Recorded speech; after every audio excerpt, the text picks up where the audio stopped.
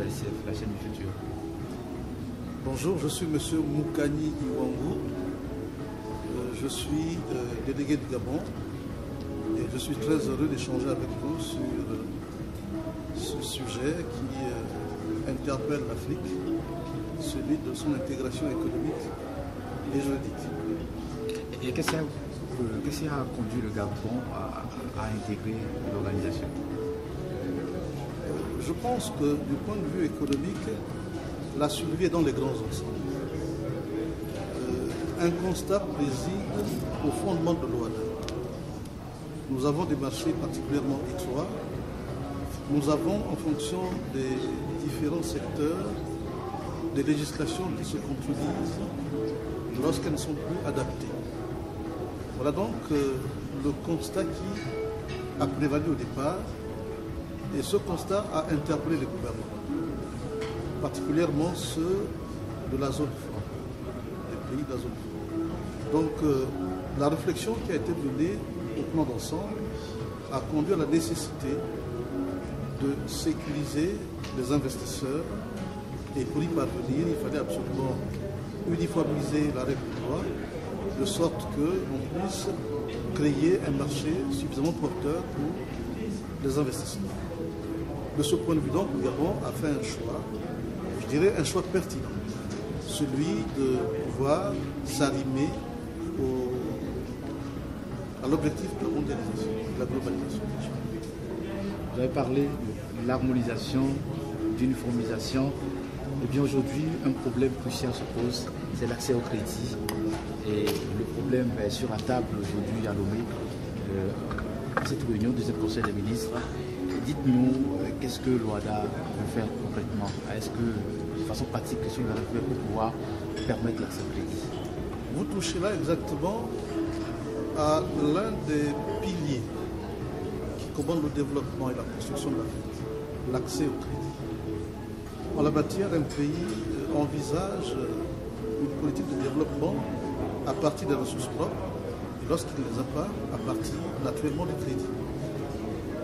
Naturellement, sur ce questionnement, l'OADA a mis en place une législation, celle qui permettait, à partir des sûretés, de pouvoir accéder au crédit. Mais naturellement, il était nécessaire à l'application d'en faire l'évaluation, et c'est tout l'objet de cette rencontre privée, au cours de laquelle nous allons finaliser le processus d'accès au crédit en renforçant bien sûr la sécurité des créanciers et en offrant aux demandeurs la possibilité de pouvoir lever les fonds au-delà de l'espace propre. Et tout l'enjeu bien sûr de cette rencontre privée va consister à reconnaître l'écrit électronique, la signature électronique. Vous savez que les nouvelles technologies de l'information et de la communication portent la globalisation, élargissent effectivement le marché.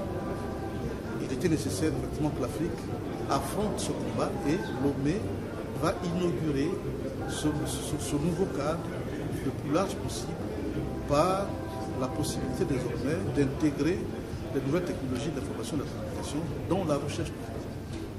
Oui, on va aborder également la question des langues. 4 ont été proposées: le français, l'anglais, l'espagnol, le portugais. Pourquoi? Je crois que là, c'est une option qui atteste de l'ambition de l'OADA de s'ouvrir au-delà de l'espace francophone. Initialement, l'OADA avait été envisagée par et au sein de l'espace francophone. Il est clair que si nous voulons attaquer et avoir des ambitions plus larges, il est bon que ce processus-là s'étende au-delà de l'espace francophone. Et de ce point de vue, la langue est le premier instrument qui permet d'atteindre d'autres marchés. Et c'est pour cette raison que, au-delà du français, l'anglais, l'espagnol et le portugais ont été intégrés comme langue de travail. Pourquoi pas une langue typiquement africaine, le Swahili par exemple? Ben, écoutez, vous parlez là à un militant de la cause africaine. On espère que ce jour est proche où les Africains parleront dans un idiome qui leur est propre. Mais pour l'instant, nous allons s'offrir de pouvoir utiliser une langue d'emprunt qui nous permette de communiquer ensemble. Il y a le français, bien sûr, il y a l'anglais, il y a l'espagnol, il y a le portugais. Et là, c'est une réalité avec laquelle il faut composer encore. L'OADA, une organisation qui est venue sauver le monde des affaires. Vous y croyez, vous? Fermement. Fermement, et je suis le premier, modestement, à appeler au raffermissement de l'OADA. Il faut que l'OADA se raffermisse sur ses bases actuelles et aille au-delà. Et je pense que le processus est tout à fait en marche. Je salue l'arrivée de la République démocratique du Congo avec cet espoir qu'au-delà, la RDC nous permettra d'attaquer la région des Grands Lacs et naturellement d'autres espaces, parce que je pense que l'OADA a une marge de progression sur son espace, qui est l'Afrique. C'est moi qui vous remercie. J'espère